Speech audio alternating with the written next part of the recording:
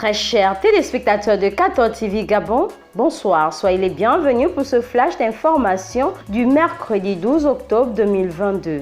Dans la catéchèse de ce mercredi 12 octobre 2022, le pape François nous enseigne sur le discernement en abordant cette fois la question du désir, élan du cœur capable d'orienter la vie. Il est à identifier dans le dialogue avec le Seigneur. C'est pourquoi le Saint-Père a conclu en disant qu'il est essentiel de demander au Seigneur de nous aider à connaître le profond désir que Dieu lui-même a placé dans notre cœur. Seigneur, que je connaisse mes désirs, que je sois une femme, un homme de grand désir. Peut-être que le Seigneur nous donnera la force de le réaliser.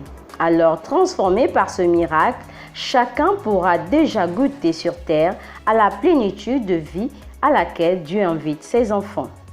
Conformément aux dispositions de l'accord cadre signé entre le Saint-Siège et la République du Gabon, la conférence épiscopale du Gabon, conduite par son président, son Excellence Monseigneur Mathieu Madégalé-Boakéyan, évêque de Mouila, est allée hier mardi 11 octobre 2022 présenter au chef de l'État, son Excellence Ali Bongo Ondimba, le nouvel évêque élu du diocèse de Franceville, son Excellence Monseigneur Ephraim Johnny.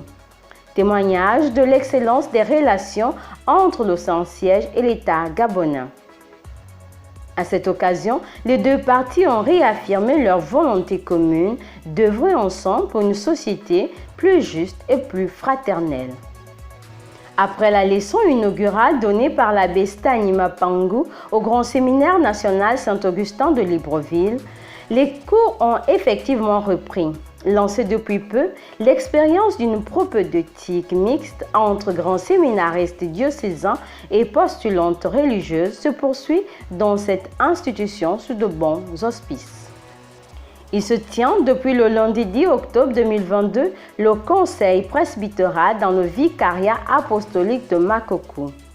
Autour de leur évêque, Monseigneur Séverin Diengi Manganda, les prêtres et diacres rassemblés sont à l'écoute de la parole de Dieu. Ils prient ensemble et échangent sur les objectifs et les défis qui vont être les leurs en cette nouvelle année pastorale 2022-2023. Ce conseil s'achèvera le vendredi 15 octobre 2022 en la fête de Sainte Thérèse d'Avila. La paroisse Saint-Pierre de Libreville a célébré le dimanche 9 octobre 2022 la messe de rentrée pastorale 2022-2023. Cette messe a vu la participation de toute l'équipe presbytérale et tous les fidèles laïcs, ainsi que la participation de toutes les communautés religieuses de la colline. Cette messe solennelle du 28e dimanche du temps ordinaire a été une occasion de présenter tous les mouvements et groupes de la paroisse. L'abbé Michael Oyono Moussavo a saisi cette opportunité pour inviter la communauté paroissiale à vivre une véritable communion, formant ainsi une fraternité.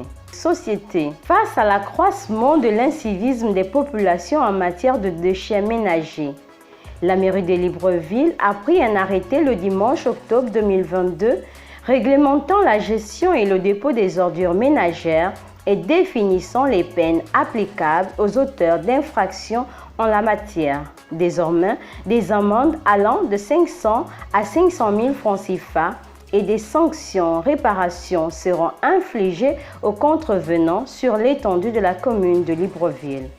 Il en est de même pour celui qui urine ou dépose de matière fécale sur la voie publique.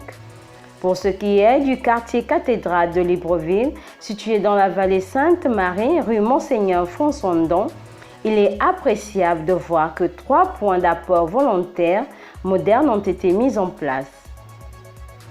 Espérons que le sens du mieux vivre ensemble et de la propriété amènerait les riverains à garder cette cité propre.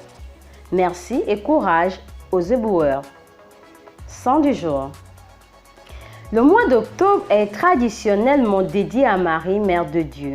Mais il existe une autre fête dédiée à la Vierge chaque 12 octobre, Notre-Dame d'Aparecida, patronne et protectrice du Brésil.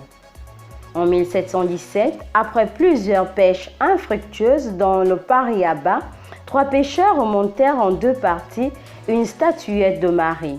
Et à leur 3e tentative, leur filet fut rempli de poissons. Cette statuette de la pêche miraculeuse demeure une quinzaine d'années au domicile de l'un des pêcheurs chez qui les gens se réunissaient pour le chapelet. Les grâces obtenues rendirent populaire cette dévotion à la Madone Aparecida. Bonne fête à tous les chrétiens du monde entier. Très chers téléspectateurs du 14 TV Gabon, c'est ainsi que se referme le flash d'information de ce mercredi 12 octobre 2022. Nous vous remercions de l'avoir regardé. En route pour les 200 ans de notre Église, gardons la foi, l'espérance et la charité.